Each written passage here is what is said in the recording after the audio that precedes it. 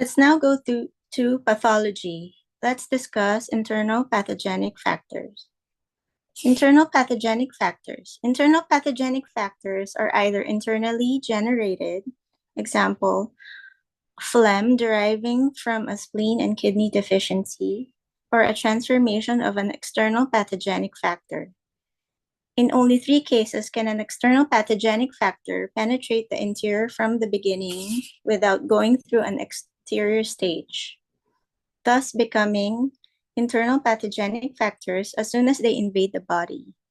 This happens in invasions of cold in the stomach, like acute epigastric pain and vomiting, in intestines, acute abdominal pain and diarrhea, and uterus, an acute dysmenorrhea.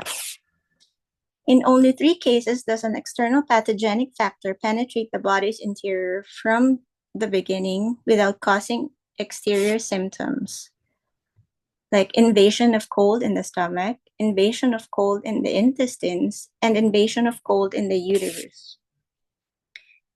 Interior pathogenic factors are internally generated. That is, they form because of an internal disharmony.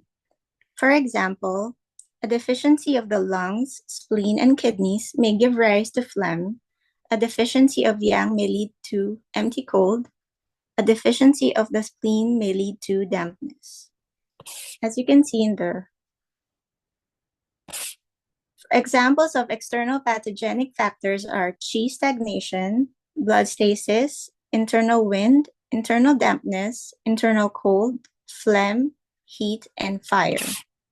Thank you for your attention.